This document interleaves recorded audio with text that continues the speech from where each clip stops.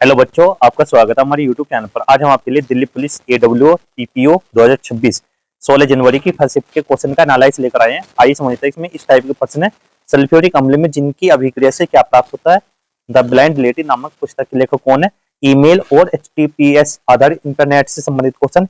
संघ कार्यपालिका का नाम मात्र प्रमुख कौन होता है? इस टाइप के प्रश्न पूछे गए हैं। आइए समझते हैं। तो इसमें हम पहले स्टार्टिंग करते हैं मैथ में, जो फुल एडवांस सिलेबस है, क्या क्या पूछा गया। तो इसमें परमुटेशन एंड कॉम्बिनेशन से 3 क्वेश्चन पूछे गए थे, अलजेब्रा से 2 हैं, सीक्वेंस एंड सीरीज से 2 क्वेश्चन पूछे गए, मेंसुरेशन वो भी कौन सी 2D से 3 क्वेश्चन, ज्योमेट्री से 5 क्वेश्चन है और कोऑर्डिनेट ज्योमेट्री से 2 क्वेश्चन है, ट्रिग्नोमेट्री से 4 क्वेश्चन पूछे गए हैं आपके एग्जाम में।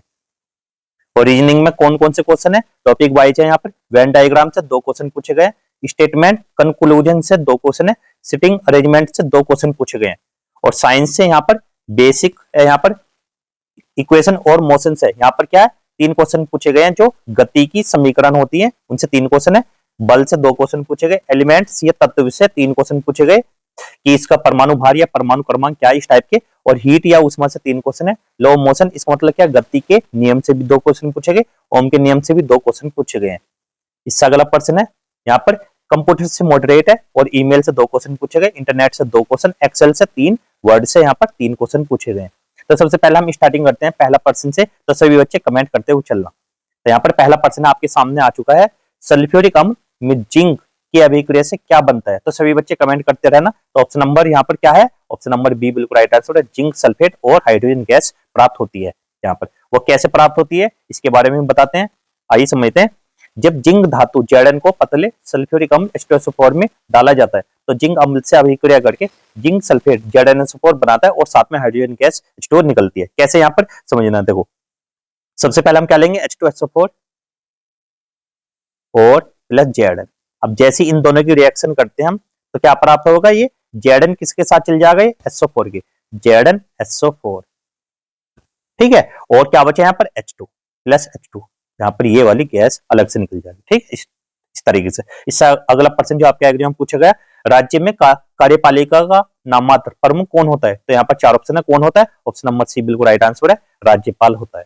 इसके बारे में समझते, देखो भारतीय संविधान के अनुसार राज्य की कार्यपालिका का औपचारिक या नाममात्र प्रमुख राज्यपाल होता है। वास्तविक शासन और निर्णय लेने का कार्य मुख्यमंत्री और मंत्रिपरिषद करते हैं। राज्यपाल संविधान के अनुसार कार्य करता है और मंत्रिपरिषद की सलाह पर काम करता है। तो कौन है? राज्यपाल। इससे अगला प्रश्न, ईमेल और HTTPS आधारित इंटरनेट सेवाओं में FTTP या फाइबर टू द प्रीमिस की मुख्य भूमिका क्या होती है? तो यहाँ पर 4 ऑप्शन है, चारों में कौन सा ठीक है? ऑप्शन नंबर सी, तेज और स्थिर इंटरनेट कनेक्शन प्रदान करना इसका काम था यहाँ पर। इसके बारे में समझते हैं। FTTP एक इंटरनेट तकनीक है जिसमें फाइबर ऑप्टिक केबल सीधे घर या ऑफिस तक आती है। इससे इंटरनेट की स्पीड और गुणवत्ता बेहतर होती है। HTTPS डेटा को सुरक्षित बनाता है जबकि FTTP उस सुरक्षित डेटा को तेजी से भेजने का माध्यम देता है। इसलिए ईमेल और वेबसाइट दोनों तेज और भरोसेमंद तरीके से काम करते हैं। तो यहाँ पर समझ सकते हैं, HTTPS डेटा की सुरक्षा, FTTP तेज और मजबूत इंटरनेट रास्ता दिखाना। इससे अगला प्रश्न, द ब्लाइंड लेडी नामक पुस्तक किस लेखक द्वारा लिखी गई है? तो यहाँ पर क्या है? ऑप्शन नंबर बी बिल्कुल राइट आंसर है, अनीस सलीम। तो इनके बारे में समझते हैं। द ब्लाइंड लेडी एक साहित्यिक कृति है, इसके लेखक अनीस सलीम है। अनीस सलीम एक प्रसिद्ध भारतीय लेखक और पत्रकार है। यह पुस्तक मानव जीवन, भावना और समाज की वास्तविकता को दर्शाती है। तो कौन है? अनीस सलीम। इससे अगला प्रश्न, भारत में कार्यपालिका का नाममात्र प्रमुख कौन होता है? इस टाइप का भी प्रश्न पूछा गया था और राज्य से संबंधित। ऑप्शन नंबर बी बिल्कुल राइट आंसर है, कौन होते हैं? राष्ट्रपति या प्रेसिडेंट।